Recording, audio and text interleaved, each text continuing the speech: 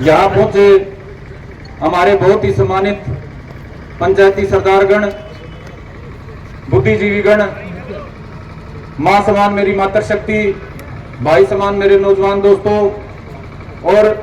पहले दिन से लेकर आज तक हमारे इस दर्द की घड़ी में हमारे साथ कंधे से कंधा मिला के खड़े हमारे तमाम पत्रकार, छायाकार, यूट्यूबर साथियों, आप सभी को हमारी तरफ से राम राम। बुजुर्गों, सम्मानित साथियों, जो लड़ाई हमारे गांव बुढ़ाना ने छेड़ी थी, हमारी बाराखाप ने छेड़ी थी, हमें लगता नहीं था कि एक दिन पूरे समाज को इकट्ठा होना पड़ेगा, क्योंकि कातिल को पकड़ना, कातिल को सजा दिलाना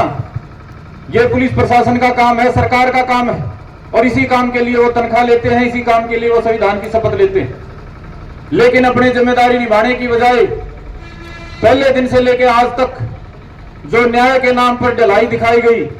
जो बार बार हमारी भावनाएं भड़काने का काम कराया गया, जो दोबारा से कांड करवाने की साजिशें हुई, उससे मजबूर होकर आज सारे भाईचारे को हमने यहां बुलाना पड़ा। और मैं दिल से आभारी हूं, जो कमेटी इस आंदोलन को लड़ रही है वो बड़े दिल से आभारी है कि खाली फोन के बुलावे पे, फोनों के आमंत्रण पे आपने इतने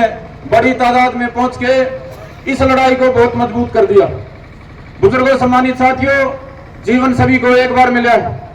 आज सूरज ढलेगा तो सबका एक दिन जीवन का कम हो जाएगा। ये एक दिन हम जो जीते हैं, अगर ये समाज के काम में लगे, भाईचारे के काम में लगे, इंसाफ के लिए लड़ाई में लगे और अत्याचार के खिलाफ लड़ाई में लगे, तो उसे एक दिन की कीमत वसूल हो जाती है। आप जितने साथी यहां मौजूद हो, बुढ़ाना गांव पे इससे बुरी घड़ी कभी आई नहीं थी। आप लोगों ने अपना एक दिन निकाला, आप लोगों ने गांव को, भाईचारे को, खाप को जो हौसला दिया, उसके लिए हम सदैव आपके आभारी रहेंगे। और रही संघर्ष की बात, तो आप वो लड़ाकी कौम हो जो धरती का सीना चीरने से लेके, देश की सीमा पे खड़ी होने से लेके, छोटे बड़े जब भी संघर्ष की नौबत आती है, गरीब, कमजोर, लाचार के लिए लड़ने की बात आती है, आप हरियाणा की वो कौम हो, आप पूरे हरियाणा के वो लड़ाके योद्धा हो जो हर लड़ाई में अगवानी होके समाज का नेतृत्व करते हो। तो आप लोगों ने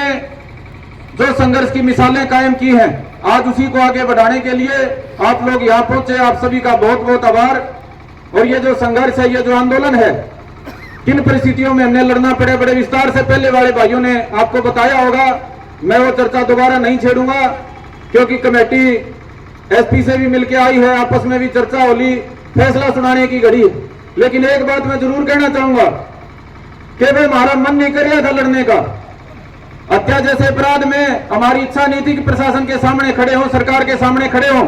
क्योंकि समाज के पास लड़ने के बहुत मुद्दे हैं। किसान के रूप में, मजदूर के रूप में, नौजवान के रूप में, बेरोजगार के रूप में हम नहीं चाहते थे हम ये लड़ाई लड़ें हत्या के लिए, इंसाफ की। लेकिन मजबूरी में जब चारों ओर से घेर लिया गया, 40 दिन हो गए थे हत्या को, तब तक भी हत्यारे को नहीं पकड़ा गया, तो मजबूर हो गए थे लड़ने के लिए। जब पूरे गांव का तमाशा यहाँ तालाब पे निकाला गया, एक हत्यारोपी जो पूरे गांव का माहौल बना रहा था, पूरे भाईचारे का माहौल बना रहा था, उसको सरेआम यहाँ नुमाइश करी गई, तो मजबूर हो गए भाई हम लड़ने के लिए। दो हमारे गांव में हत्याएं होने के बाद भी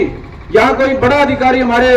काकी ताई माया का दुख और डर मिटाने के लिए नहीं पहुंचा, तो मजबूर हो गए भाई हम लड़ने के लिए। यहाँ कोई मिलना नहीं था कि कुछ हासिल होना हो, कोई नंबर बढ़ने हो, यहाँ सिर्फ एक ही था